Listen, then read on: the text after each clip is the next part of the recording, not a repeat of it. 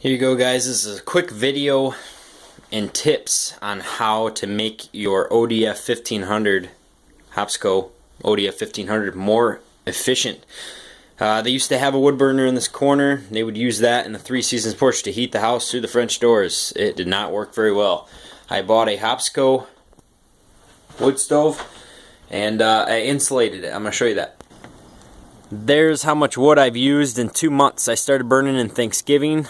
So 22nd or 3rd, I don't remember which day, in November, and now we are into January 10th, I believe it is now.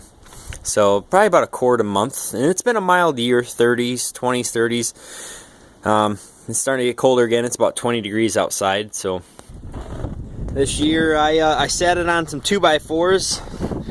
I fully insulated it. Here we go. We got our fire. It's not even calling for heat, so. I insulated with this R5 or R6 side paneling and put a metal roof on it with a hole. I had to make this in the back because I came up a little short. I can just lift these blocks off. I can peek in here and check out how I got it set up. So it's about 20 degrees out right now, and it's into the 60s, I think it says in the back. I have a wireless monitor that tells me that. That's real nice. I can keep an eye on the fire. I kind of have an idea how warm it is. So there again, you can see how much wood I've used in 2 months, and it's probably been about a quart, I say, into the 30s. I'm heating about 2,000 square feet with my odf1500.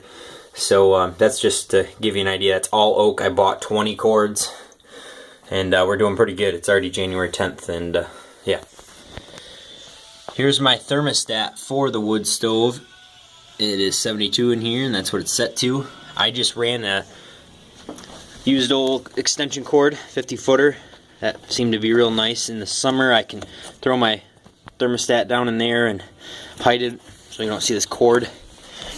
I just have the vent blowing out in the middle of the floor. That's something to do with my furnace. I got that piped up here. I removed the vent. 10-inch vent blowing out real nice.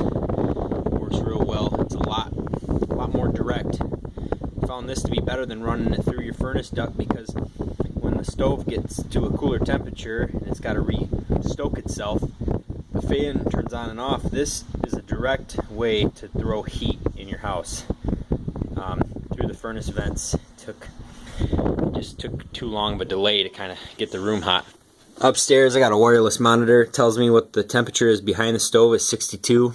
The room is 68.4, 72 downstairs, 68.4 upstairs. Not too bad, but this gives me an idea how my fire's doing. If it's in the 70s, 80s right now, I know it's really calling for heat. It's stoked, it's going good. If it starts getting down to the 50s, I know it's starting to need some wood and stuff. But they just throw the heat through the floor. This was already here when I bought the house. Helps keep the downstairs and the upstairs pretty good, but this allows for the heat just to go right up there. You can see that vent down there. So real nice way for a 2-story house. Alright guys, here's the brains of it. Well, I shouldn't say brains, but cold air. I just have a chicken wire wrapped into a circle, and I put this furnace filter media around it. And then this is an actual temporary duct that I use to suck from upstairs. So this is just hooked to where it comes from downstairs, from upstairs down to the downstairs. That helps draw the air, circulate through the house, but most of my air comes through this furnace or filter from in the basement. There's my hot air duct. It goes along the basement, runs over, does a 90, comes up into my living room floor. Thing I found is that, like I said, running it through the furnace ductwork, here's the hole. I haven't covered that up yet. When the furnace goes to call for heat, it's going to get it hot, it's going to turn the fan on, it's going to purge some hot air through your ducts. But by the time all that hot air gets in your ducts, I don't know, I found it was struggling a little bit, or well, it wasn't struggling, but it wasn't a very direct way of throwing the heat into the living room or into any room really. Once the furnace was up and running properly, yeah, it would keep up with it just fine, but you had to get all your ductwork to temperature.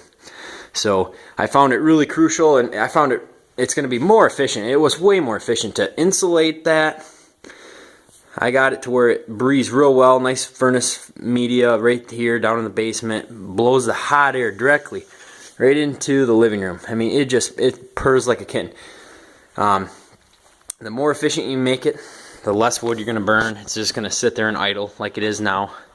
And I'm at about a cord a month for a 2,000 square foot house. It's all oak now. I mean, I wasn't burning that last year, but I am this year. So it's going good.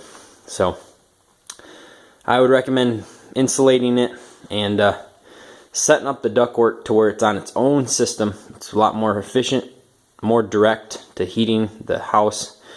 Yeah, sometimes you gotta leave when it's real cold. You gotta leave the bedrooms cracked a little bit if you want, or you can just turn the furnace on for a little while, or stir it up with a fan. But just it's way better. So that's my little tips and tricks. I don't know. You guys can take what you want from it and maybe get an idea or two how you want to set up your house. I do like it being on its own separate system. You go on vacation, all your other ductwork's left alone.